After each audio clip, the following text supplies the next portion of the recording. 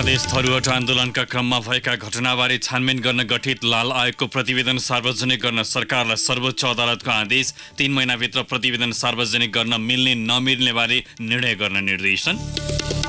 विभिन्न दात्री मुलुक तथा संस्थाहरूबाट प्राप्त हुने वैदेशिक सहयोगलाई अतिरञ्जित नगर्न सबैमा सरकारको आग्रह। चीनका राष्ट्रपति सीको भ्रमणले विश्वको ध्यान नेपालतिर खिचेको सरकारका प्रवक्ता बास्कोटाको दावी। पार्टीमा बढ्दो गुटबन्दी र नेता कार्यकर्ताहरूको अभिव्यक्तिका कारण लोकतान्त्रिक उपलब्धि नै गुम्ने खतरा बढेको नेकपा अध्यक्ष दाहालको चिन्ता। नेतृत्वको कमजोरीका कारण कार्यकर्ता पनि अनुशासनहीन बन्दै गएको गुनासो। ब्रेक्जिटबारे नयाँ सहमतिमा पुगेको बेलायत र ईयूका नेताहरूको भनाई सहमति दुवै संसदबाट अनुमोदन हुनुपर्ने। र काठमाडौँमा जारी वुमन्स च्याम्पियन्स लिग क्रिकेटमा विराटनगरको विजयी सुरुवात। काठमाडौँद्वारा पोखरा 82 रनले पराजित। नमस्कार, कान्तिपुर डायरीबाट साथै लक्ष्मी अनि तेजेन्द्रको समाचार अब विस्तारमा। मधेस धरोहर आन्दोलनका क्रममा भएका घटनाबारे छानबिन गर्न गठित लाल आयोगको प्रतिवेदन सार्वजनिक गर्न सरकारलाई सर्वोच्च अदालतले आदेश दिएको छ। प्रधान न्यायाधीश सोलेन्द्र शमशेर राणा र न्यायाधीश सपना मल्ल प्रधानको संयुक्त इजलासले 3 महिनाभित्र लाल प्रतिवेदन सार्वजनिक गर्न मिल्ने नमिल्ने बारे निर्णय गर्न पनि भनेको छ। समितिले बुझाएको प्रतिवेदन सरकारले सार्वजनिक नगरेपछि उत्प्रेषणको माग गर्दै कानून व्यवसायी शशिधर पाण्डेले 1 वर्ष अघि गृह मन्त्रालयलाई विपक्षी बनाएर रिट दायर गर्नुभएको थियो।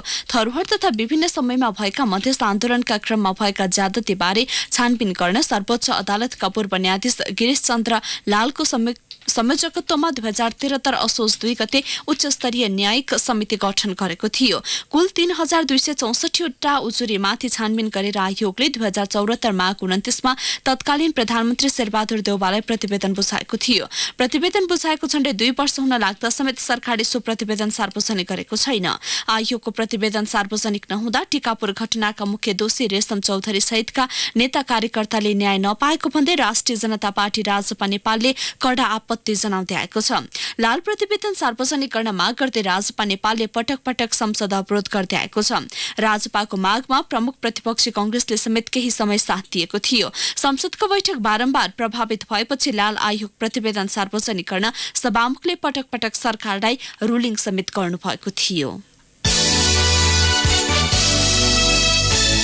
सञ्चार तथा सूचना प्रविधि मन्त्री गोकुल बास्कोटाले वैदेशिक सहायतालाई अतिरञ्जित नगर्न आग्रह गर्नुभएको छ। आज बसेको मन्त्री परिषदको निर्णय सार्वजनिक गर्दै मन्त्री बास्कोटाले नेपाल र नेपालीको शिर झुक्ने गरी सरकारले कुनै सम्झौता नगर्ने प्रतिबद्धता व्यक्त गर्नुभयो। उहाँले नेपालको विकासका लागि बाहिरी मुलुकले देखाउने सहयोग र प्रतिबद्धतालाई कार्यान्वयनको पक्षमा लैजान सरकार प्रतिबद्ध रहेको उल्लेख गर्नुभयो। हाम्रो स्पष्ट मान्यता छ, हामी विकास र समृद्धिका प्रश्नमा हामीले रणनीतिक साझेदारी गरेका हौं। जुन कुरा नेपाल राष्ट्रको राष्ट्रिय आकांक्षा हो, त्यस हिसाबले हेर्दाखेरि यो विकास र समृद्धिको निम्ति गरिएको रणनीतिक साझेदारी हो। यसलाई अन्य कुरासित जोडिराख्नुपर्ने आवश्यकता छैन। हामी असंलग्न परराष्ट्र नीतिमा विश्वास गर्दछौं, पञ्चशीलका सिद्धान्तहरूमा विश्वास गर्दछौं र सैनिक गठबन्धनका कुराहरूमा हामीले सोचेका पनि छैनौं। चीनका राष्ट्रपति सी जिनपिङको भ्रमणपछि विश्वको ध्यान नेपालमा केन्द्रित भएको दावी गर्दै सरकारका प्रवक्ता मन्त्री बास्कोटाले उच्च प्रविधि र विकासले भरिएको चीनका राष्ट्रपतिको नेपाल भ्रमण ऐतिहासिक भएको बताउनुभयो। नेपाल आकार, जनसङ्ख्या र आर्थिक प्राविधिक क्षमताका हिसाबले तुलनै हुन नसक्ने गरी कमजोर हो चीनको तुलनामा। त्यो भारतसित पनि करिब करिब त्यस्तै हो। त्यसमा चीनिया राष्ट्रपतिले जुन उचाइबाट यहाँ आउनुभयो र यो चाहिँ विश्वव्यापी रूपमा नेपालको सम्मान, नेपाली जनताप्रति दर्शाइएको उहाँको विश्वास र उहाँले व्यक्त गरेका कुराहरूले नेपालको छवि अन्तर्राष्ट्रिय तहमै पनि तुलनै हुन नसक्ने गरी स्थापित भएको छ। राष्ट्रपति सीको नेपाल भ्रमणका क्रममा 20 बुद्धि समझदारी भएको जानकारी दिँदै मन्त्री बास्कोटाले राजनैतिक र विकास लक्षित सम्बन्ध बलियो भएको र उच्च राजनैतिक नेतृत्वबीच विशिष्टकृत सम्बन्ध स्थापित भएको दावी गर्नुभयो। सरकारले फरक प्रयोजनका लागि मुलुकका विभिन्न स्थानमा रहेको 35 हेक्टर बढी राष्ट्रिय वन क्षेत्र प्रयोगको अनुमति दिएको छ। मन्त्री परिषदको आज बसेको बैठकले जलविद्युत आयोजना, प्रसारण लाइन, बस पार्क निर्माण र चुनढुङ्गा उत्खननका लागि राष्ट्रिय वन क्षेत्र प्रयोग गर्न दिने निर्णय गरेको हो। मर्साङदी कोरिडोर 220 केबी प्रसारण लाइनका लागि लमजुङको 16.28 हेक्टर, तल्लो इर्खुवा जलविद्युत आयोजनाका लागि भोजपुरको 1.37 र माथिल्लो छन्दी खोला साना जलविद्युत आयोजनाका लागि लमजुङको 1.3 317 हेक्टर राष्ट्रिय वन क्षेत्र प्रयोगका लागि सरकारले स्वीकृति प्रदान गरेको हो। यस्तै भेरीगंगा नगरपालिकामा बस पार्क निर्माण गर्न 2.15 हेक्टर तथा चुनढुङ्गा उत्खननका लागि ललितपुरको गोदावरीमा रहेको राष्ट्रिय वन क्षेत्रको 4.20, उदयपुर गढीमा रहेको 4.99 र तनहुँको व्यासमा रहेको 4.85 हेक्टर वन क्षेत्र प्रयोगका लागि सरकारले अनुमति दिएको छ। मन्त्री परिषदको निर्णय सार्वजनिक गर्दै सरकारका प्रवक्ता एवं संचार तथा सूचना प्रविधि मन्त्री गोकुल बास्कोटाले माओवादी युद्धका बेला मारिएका बाँके नेपालगञ्ज 2 का अधिराज कुमार शर्माका बुबालाई 10 लाख रुपैयाँ सहायता दिने निर्णय भएको जानकारी दिनुभयो। यस्तै सरकारले जनआन्दोलनमा घाइते भएकी काभ्रे 5 कल नगरपालिका 4 की सानुमाया लामालाई पनि 3 लाख रुपैयाँ राहत रकम दिने निर्णय पनि गरेको छ। जनप्रतिनिधि सेवामुखी भन्दा भत्तामुखी भएको जनगुनासो बढ्दो छ। जनतालाई सेवा गर्न निर्वाचित भएका जनप्रतिनिधिले राज्य ढुकुटीबाट आवश्यकता भन्दा बढी सेवा सुविधा लिएको आरोप छ। व्याप्त जनगुनासोका बीच झापाका स्थानीय तहका जनप्रतिनिधिहरूले दशैं खर्च बापत 61,80,000 तथा जिससका 9 जनाले 1,84,000 रुपियाँ बुझेका छन्। 15 मध्ये बिर्तामोड नगरपालिका र कमल गाउँपालिका बाहेक अन्य 13वटा स्थानीय तहका 618 र जिल्ला समन्वय समिति जिससका 9 जना जनप्रतिनिधिले यस वर्षको दशैं खर्च लिएका छन्। पालिकाका जनप्रतिनिधिले जनही 10,000 रुपियाँका दरले दशैं खर्च लिएको मेचीनगर नगरपालिकाका प्रशासकीय अधिकृत महेन्द्र कुमार खाम्ब्याहाङले जानकारी दिनुभयो। मेचीनगर नगरपालिकाका 79, अर्जुनधाराका 60, शिवशताक्षीका 58, दमकका 54, भद्रपुरका 53, गौरादहका 49, कन्काईका 48, गौरीगञ्जका 34, झापाका 39, बारादशीका 38, बुद्ध शान्तिका 39, कचनकवलका 38 र हल्दीबारी गाउँपालिकाका 29 जनाले जनही 10,000 रुपियाँका दरले भत्ता बुझेका हुन्। जिससका सभापतिले 44,000 र उपसभापतिले 45,000 तथा अन्य 5 जना सदस्यले जनै 19,000 का दरले चाडपर्व खर्च लिएको सभापति सोमनाथ पोर्तेलले जानकारी दिनुभयो। बिर्तामोड नगरपालिका र कमल गाउँपालिकाका प्रतिनिधिले भने ऐनबारे थाहा नभएकाले दशैं खर्च नलिएको प्रतिक्रिया दिएका छन्। जनप्रतिनिधिलाई गाउँ तथा नगर सभाका सदस्यहरूले पाउने सुविधाका सम्बन्धमा बनेको ऐन 2075 को दफा 3 को उपदफा 4 मा व्यवस्था भए बमोजिम चाडपर्व खर्च उपलब्ध गराएको स्थानीय तहहरूको भनाइ छ। कान्तिपुर डायरीमा अब ब्रेकको पालो। ब्रेकपछि बाँकी प्रसंग। नेपाल कम्युनिस्ट पार्टी नेकपा अध्यक्ष पुष्पकमल दाहालले पार्टीमा अराजक तत्व सक्रिय भएको दावी गर्नुभएको छ।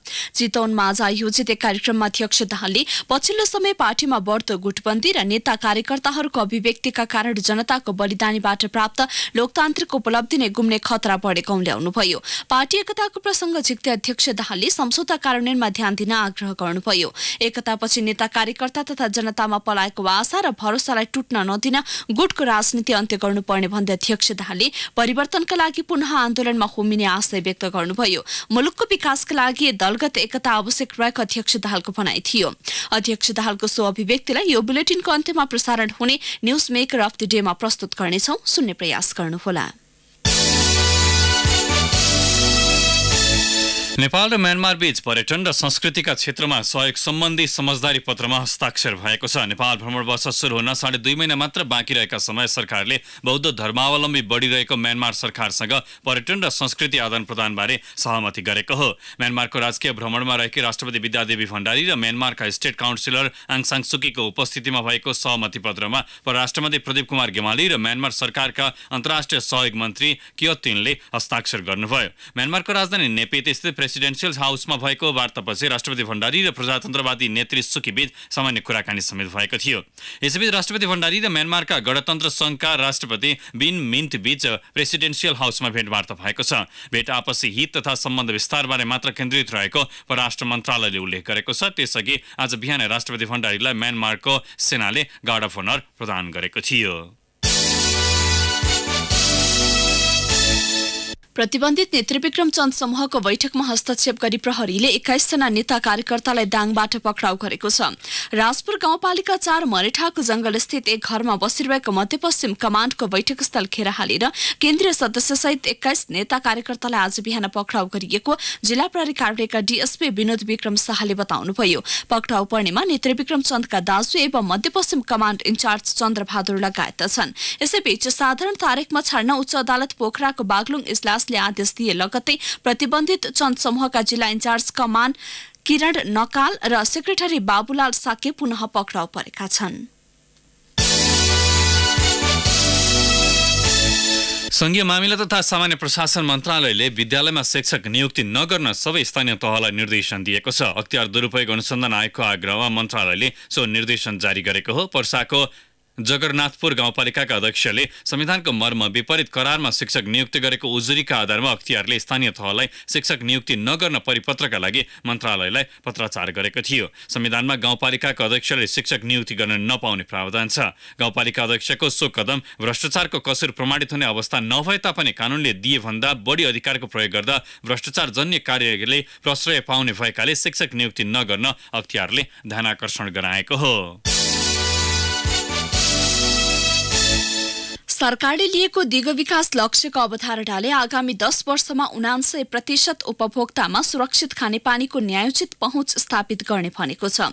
तर प्रदेश 1 को पहाडी जिल्लाका 15% उपभोक्ता अझै पनि खानेपानीको आधारभूत सुविधाबाटै वञ्चित छन्।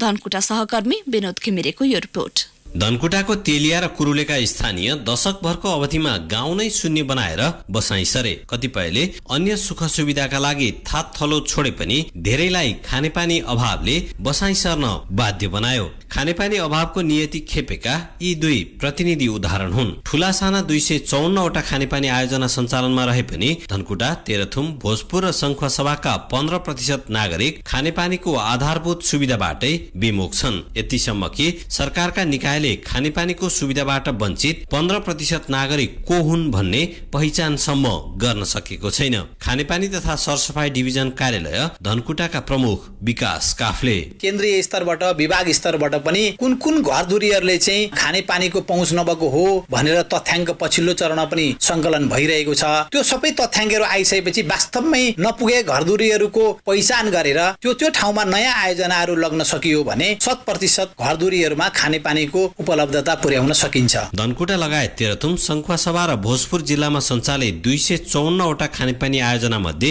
40% मर्मत गर्नुपर्ने अवस्थामा छन्। दुरुस्त भनिएका आयोजनाबाट पनि उपभोक्ताले स्वच्छ र पर्याप्त पानी पाउन नसकेको उपभोक्ताको भनाइ छ। धनकुटा 9 बेलाहाराका दामोदर सुवेदी पुराना मुहानहरू सबै सुकिसकेको अवस्था छ। भइरहेका नयाँ मुहानहरूबाट लगेका पानीका जुन मुहानहरू उपभोग गर्दै छौँ हामी उपभोक्ताहरू, ती पनि तपाईँको मर्म सम्भार हुन नसकेर लथालिङ्ग अवस्थामा छन्। खानेपानी अभावमा केही दशक यता मात्रै पूर्वी पहाडका धेरै बस्तीहरूबाट सर्वसाधारण विस्थापित भइसकेका छन्। मौलिक हककै रूपमा स्थापित आधारभूत खानेपानीको सुविधाबाट वञ्चित सर्वसाधारणलाई खानेपानीको पहुँच पुर्याउन तीनै तहका सरकारको ध्यान जान जरुरी छ। रेडियो कान्तिपुरका लागि विनोद घिमिरे, धनकुटा।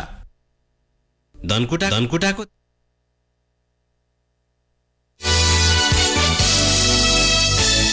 अब केही समाचार संक्षेपमा। बुधबारको जनकपुर स्थित काउन्टर तोडफोड गरेको आरोपमा पक्राउ परेका प्रतिनिधि सभाका सांसद प्रमोद शाह विरुद्ध प्रहरीले जिल्ला अदालत धनुषामा आज मुद्दा दर्ता गरेको छ। शाह विरुद्धको मुद्दामाथि भोलि थुन्चेक बहस हुनेछ।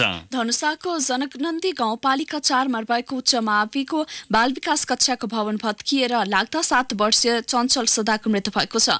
घाइते 4 वर्षीय समीर साफीलाई उपचारका लागि धरान पठाइएको छ। जिल्ला शिक्षा कार्यालयको अनुदानमा बनेको ट्रस्टको घरमा ढोका र झ्यालको बीचमा पर्खाल बनाइएको थियो। समाजवादी पार्टीका संघीय परिषद अध्यक्ष डाक्टर बाबुराम भट्टराईले 1.5 वर्षको अवधिमा संविधान संशोधनमा चासो नदेखाएकाले सरकारमा बस्नुको औचित्य नरहेको बताउनु भएको छ। गृह जिल्ला गोर्खा पुगेका नेता भट्टराईले सञ्चारकर्मीसँग आज आफ्नो पार्टी सत्ताको साझेदार नरहेको दावी गर्नुभयो। स्वास्थ्य तथा जनसङ्ख्या मन्त्रालयले समायोजन गरिएका मध्ये सबै कर्मचारीको गुनासो भोलिदेखि नसुन्ने भएको छ। मन्त्रालयका प्रमुख जनस्वास्थ्य प्रशासक तथा गुनासो व्यवस्थापन एवं सहजीकरण समितिका संयोजक महेन्द्र प्रसाद श्रेष्ठले जारी गरेको विज्ञप्तिमा वैद्य र ल्याब असिस्टेन्ट पद बाहेक अन्यको भोलिदेखि गुनासो दर्ता नलिने जनाइएको छ। र सिराहाको धनगढीमा नगरपालिका 14 स्थित आधा दर्जन बस्तीमा बल्ल बिजुली पुगेको छ। बिजुली पुगेसँगै उत्तरवर्ती चुरे क्षेत्रका बिहिबारी, कसैटार, अमेलटार लगायत 103 घरधुरी लाभान्वित भएका छन्। सोही वडाका 10 गाउँमा भने अझै बिजुली पुग्न सकेको छैन। कान्तिपुर डायरीमा अब सर्लाही डायरीको पालो। सर्लाही डायरीमा ओम प्रकाश ठाकुरको नमस्कार। नवलपुर मलङ्गवा सडक खण्ड अन्तर्गत सर्लाहीको गैर बजारमा कालो पत्रेको काम रोकिँदा स्थानीय धुलोको मारमा परेका छन्। पूर्व पश्चिम राजमार्ग स्थित नवलपुर चोकदेखि सदरमुकाम मलङ्बा स्थित शिवसागर चोकसम्म सडक कालोपत्रे भए पनि गैर बजार क्षेत्रमा भने कालोपत्रेको काम सुरु नै हुन सकेको छैन। सडकको धुलोले बजार क्षेत्र कुरूप बन्नुका साथै छेउछाउ घर भएका स्थानीय र यात्रु धुलोले शास्ति खेपिरहेका छन्। ईश्वरपुर नगरपालिका क्षेत्रमा पुनः हात्ती आतंक सुरु भएपछि स्थानीय त्रसित भएका छन्। जङ्गली हात्तीले गए राति ईश्वरपुर नगरपालिका 5 मा एउटा घर भत्काएको छ। झण्डै 2 महिनापछि पुनः हात्ती आतंक सुरु भएपछि स्थानीयवासी त्रासमा परेका ईश्वरपुर नगरपालिकाका प्रमुख मनोज कुमार देवकोटाले बताउनुभयो। फर्की आउने हात्तीले घर भत्काउने, किसानले खेतबारीमा लगाएको अन्न खाने समस्याले आफूहरूलाई समेत पिरले भएको नगर प्रमुख देवकोटाले बताउनुभयो। लालबन्दी नगरपालिका 15 स्थित झरझरा खोलामा पुल निर्माण भएपछि स्थानीयलाई खोला वारपार गर्न सहज भएको छ। लालबन्दी नगरपालिकाको झण्डै 78 लाख रुपैयाँको लागतमा पुल निर्माण गरी सञ्चालनमा ल्याइएको हो। वर्षेनी जसो बर्खायाममा ठूलो बाढी आउँदा ओहोर दोहोर गर्नै असहज हुने मूल सडकको खोलामा पुल बनेपछि स्थानीय दङ्ग छन्।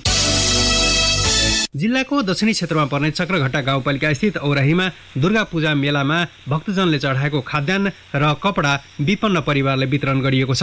भक्तजनले देवीलाई चढाएको खाद्यान्न, कपडा तथा चुरा लगायतका सामग्री दुर्गा पूजा मेला समितिले औराहीका स्थानीय विपन्न परिवारलाई वितरण गरेको हो। गाउँका दलित तथा विपन्नलाई जीविकोपार्जनमा थोरै भए पनि टेवा पुगोस् भन्ने उद्देश्यले मेलाका लागि दान गरिएको सामग्री उपलब्ध गराइएको औराहीका युवा राकेश कुमार यादवले जानकारी दिनुभयो। हस्त सर्लाही डायरी आजलाई यति नै। ओम प्रकाश ठाकुर बिदा हुन्छु। नमस्कार। सर्लाही डायरीपछि कान्तिपुर डायरीमा पुनः ब्रेकको पालो। अब आर्थिक समाचार। माटोको सहरको रूपमा चिनिने मुस्ताङको लोमानथाङमा यति बेला बाह्य तथा आन्तरिक पर्यटकको लर्को लागेको छ। तिब्बती सीमासम्म मोटर बाटोको सुविधा पुगेपछि उपल्लो मुस्ताङको लोमानथाङमा आन्तरिक पर्यटकको उपस्थिति बाक्लिएको हो। सीमावर्ती छोसेर स्थित इलाका प्रहरी कार्यालयको अभिलेख अनुसार दशैँपछि दैनिक 300 बढी मोटरसाइकल र 100 बढी जीप कोराला पुग्ने गरेका छन्। राष्ट्रिय प्रकृति संरक्षण कोष अन्तर्गतको अन्नपूर्ण संरक्षण क्षेत्र आयोजना एक्याप लोमानथाङ कार्यालयका अनुसार वार्षिक 4000 बढी बाह्य पर्यटक त्यहाँ पुग्ने गरेका छन्। बाह्य पर्यटकलाई भने 2050 सालदेखि मात्र उपल्लो मुस्ताङमा नियन्त्रित रूपमा प्रवेश खुल्ला गरिएको हो। धितोपत्र बजारमा आज सामान्य अङ्कले सुधार देखिएको छ। बजार परिसूचक नेप्सेमा सुधार देखिए पनि कारोबार रकममा भने हिजोको तुलनामा 1 करोड रुपैयाँले कमी आएको छ। नेप्सेमा आज 19 करोड रुपैयाँ बढीको कारोबार भएको थियो। नेप्से आज 0.71 अङ्कले बढेर 1337.75 बिन्दुमा पुगेको छ। कारोबार भएका होटल, विकास बैंक, उत्पादनमूलक र नेपाल टेलिकम बाहेक बाँकी सबै कम्पनी समूहको उपसूचकमा गिरावट आएको छ। सबैभन्दा बढी निर्जीवन बीमा कम्पनी समूहको उपसूचक 36.86 अङ्कले बढेको छ। नेप्सेमा आज कुल 160 कम्पनीका 3578 कारोबारबाट 9,98,000 किता शेयर किनबेच भए, जस अन्तर्गत 18 करोड 29,94,000 रुपैयाँ बराबरको कारोबार भएको नेपाल स्टक एक्सचेन्जले जनाएको छ। अब अन्तर्राष्ट्रिय समाचार। संयुक्त अधिराज्य र युरोपेली युनियनको वार्ता टोलीबीच ब्रेक्जिट सम्झौताबारे नयाँ सहमति भएको छ। युरोपेली नेताहरूबीच बेल्जियमको ब्रसेल्समा वार्ता हुनुअघि बेलायतले EU छाड्ने बारे सहमति भएको हो। बेलायती प्रधानमन्त्री बोरिस जोन्सनले माइक्रो ब्लगिङ साइट ट्विटर मार्फत स्थितिलाई नियन्त्रणमा ल्याउने गरी हामीले नयाँ सहमति गरेको उल्लेख गर्नुभएको छ। यसअघि दुवै पक्षले ब्रेक्जिट सम्झौताको कानुनी भाषा कस्तो हुने भन्ने बारे सहमतिको अधिकतम प्रयास गरिरहेको जनाएका थिए। यद्यपि यो सहमतिलाई बेलायतको सदनले अनुमोदन गर्नुपर्ने हुन्छ। त्यस्तै युरोपेली संघबाट पनि सहमति अनुमोदनको आवश्यकता पर्छ। बेलायतको डेमोक्रेटिक युनियन पार्टी DPU-ले भएको सहमति प्रति शंका व्यक्त गरेको छ। उसले त्यस्तो सहमतिप्रति समर्थन जनाउन नसकिने स्पष्ट पारेको छ। लेबर पार्टीका नेता जेरेमी कार्बिनले अहिलेको सहमति अघिल्लो प्रधानमन्त्री टेरेजा मेले प्रस्ताव गरे भन्दा पनि खराब रहेको भन्दै विरुद्धमा उत्रिन सबै सांसदलाई आग्रह गर्नुभएको छ। युरोपेली आयोगका अध्यक्ष जीन क्लाउड जङ्करले पछिल्लो सहमति निष्पक्ष र सन्तुलित भएको टिप्पणी गर्नुभएको छ। बेलायती प्रधानमन्त्री जोन्सन र युरोपेली आयोगका अध्यक्ष जङ्करले आफ्ना सांसदहरूलाई सहमतिको पक्षमा उभिन अपिल जारी गरे। अब खेल समाचार। काठमाडौँमा जारी वुमेन्स च्याम्पियन्स लिग 2020 क्रिकेटमा विराटनगर टाइटन्सले विजय सुरुवात गर्दा क्याट क्वीन्स काठमाडौँले पहिलो जित दर्ता गरेको छ। कीर्तिपुर स्थित त्रिवी क्रिकेट मैदानमा आज भएको खेलमा विराटनगरले ललितपुर फाल्कन्सलाई 4 विकेटले पराजित गर्यो। ललितपुरले दिएको 123 रनको लक्ष्य विराटनगरले 16.6 16 ओभरमा 6 विकेट गुमाउँदै भेटाए। विराटनगरको जितमा ज्योति पाण्डेले सर्वाधिक 65 रनको योगदान गरिन्। त्यसअघि विराटनगरले टस जितेर फिल्डिङ रोजेपछि ब्याटिङ गरेको ललितपुरले निर्धारित ओभरमा 7 विकेट गुमाउँदै 122 रनको योगफल तयार पारेको थियो। 5 खेलाडी रनआउट भएको इनिङ्समा ममता चौधरीले 28 र करुणा भण्डारीले 21 रन जोडे। सोही मैदानमा आज भएको पहिलो खेलमा काठमाडौँले पोखरालाई 82 रनले पराजित गर्यो। 153 रनको लक्ष्य पछ्याएको पोखरा 16.5 ओभरमा 70 रनमा अल आउट भएपछि काठमाडौँ पहिलो जित दर्ता गर्न सफल भयो। पोखराका लागि कप्तान सिताराना मगरले 17 र बिन्दु रावलले 13 रन जोड्न बाहेक अन्यले दोहोरो अङ्कको स्कोर छुन सकेनन्। पहिले ब्याटिङ गरेको काठमाडौँले 5 विकेट गुमाउँदै 152 रनको उच्च योगफल तयार पारेको थियो। कप्तान रुबिना छेत्रीले अभिजित 83 रन बनाइन्। पोखराकी अनुराधा चौधरीले 4 विकेट लिन्। प्रतियोगितामा भोलि विराटनगर टाइटन्स र पोखरा पल्टन तथा चितवन राइनोस र ललितपुर फाल्कन्स बीच प्रतिस्पर्धा हुनेछ। चितवनमा सुरु जेसिस विकास रनिङ सिल्ड फुटबल प्रतियोगितामा आयोजक चितवन 11ले विजयी सुरुवात गरेको छ। नारायणगढ स्थित क्याम्पचोर मैदानमा भएको उद्घाटन खेलमा चितवनले मकवानपुर 11लाई 3-2 गोल अन्तरले पराजित गर्यो। चितवनको जितमा रमेश बर्तौलाले 2 तथा अनिश श्रेष्ठले 1 गोल गरे। मकवानपुरका लागि रवि भण्डारी र कृष्ण रुमालले 1-1 गोल फर्काए। प्रतियोगितामा भोलि विभागीय नेपाल पुलिस क्लब र सरस्वती युथ क्लब काठमाडौँ बीच प्रतिस्पर्धा हुनेछ। 10 टोली सहभागी प्रतियोगिताको विजेताले 6,06,666 रुपियाँ तथा उपविजेताले 3,03,333 रुपियाँ प्राप्त गर्नेछन्। जाँदा जाँदै news maker of the day. The news maker of the day.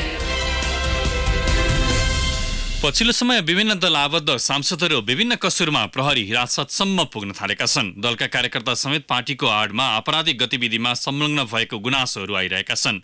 चितवनमा आज आयोजित एक कार्यक्रममा नेपाल कम्युनिस्ट पार्टी नेकपाका अध्यक्ष पुष्पकमल दाहालले पछिल्लो समय पार्टीमा बढ्दो गुटबन्दी र नेता कार्यकर्ताहरूको अभिव्यक्तिका कारण जनताको बलिदानीबाट प्राप्त लोकतान्त्रिक उपलब्धि नै गुम्ने खतरा बढेको औल्याउनुभयो। उहाँको सोही अभिव्यक्तिको सम्पादित अंशलाई आजको न्यूज मेकर अफ द डेमा प्रस्तुत गर्दै कान्तिपुर डायरीबाट भने सहकर्मी लक्ष्मी र म तेजेन्द्र बिदा हुन्छौं। नमस्कार, शुभरात्रि। अहिले झन्डै 2/3 को कुरा हामी गर्छौं, त्यो पनि हामीले एकता प्रदर्शन गरेर नै दुईटा मूलभूत कम्युनिस्ट मुख्य धाराका रूपमा विकसित कम्युनिस्ट पार्टीलाई हामी एकता गर्छौं र जनतालाई हामी शान्ति दिन्छौं, समृद्धि दिन्छौं, विकास दिन्छौं, भ्रष्टाचारबाट मुक्ति दिन्छौं। हामी सबै लडेका मान्छेहरू हौं, जनताको लागि र राष्ट्रको लागि लडेर आएका मान्छे हौं। त्यसकारण हामी जनताको निम्ति आवश्यक पर्ने सबै कुरा दिन्छौं हामी। तर यो 1.5 वर्षपछि चितवनै के भएको छ भनेर हेर्यो भने फेरि अराजकताको अस्तव्यस्तताको देशभरिका प्रतिगामीहरू आएर खेल्ने ठाउँ पनि चितवनै हुने त होइन भन्ने डर पैदा भएको छ। चुनाव भयो भने हामी कम्युनिस्ट पार्टीकै मान्छेहरू मिलेको देखिया छैन, बरु एकले अर्कालाई कसरी चाहिँ टाट्नुमा पार्ने, कसरी चाहिँ एकले अर्कालाई तेजोवध गर्ने भने जस्तो देखिने। मैले अराजकता फैल्याउनेमा हाम्रै पार्टीका समर्थकहरू शुभचिन्तकहरू पनि ती अराजकता फैल्याउनेहरूको पछाडि ताली लगाएर हिँडे भन्ने कुरा सुनेको छु। मैले अलिअलि देखेको पनि भने कहीँ न कहीँ हामी कम्युनिस्ट आदर्शबाट बिस्तारै बिस्तारै स्खलित हुँदैछौँ। त्यसकारण यो महान परिवर्तन 70 वर्ष लडेर ल्याएको परिवर्तनको निम्ति कतैबाट खतरा छैन। प्रतिक्रियावादीबाट खतरा हुने उनीहरू आएर लडेर हामीलाई जित्ने स्थिति छैन। हामी आफै बिग्र्यौँ भने तिनीहरूले केही गर्नु पनि पर्दैन, त्यत्तिकै सजिलै सोभियत सङ्घमा जस्तै हुने खतरा हुन्छ। र हामीले जनतालाई निर्वाचनको बेलामा भने अनुसार जनतालाई परिणाम दिने कुरामा मेहनत गर्न थाल्यौं भने मलाई लाग्छ फेरि हामीलाई कसैले हराउन सक्दैन। हामी वर्षौंसम्म जनताको सेवा गर्ने अवसर प्राप्त गरिरहनेछौँ।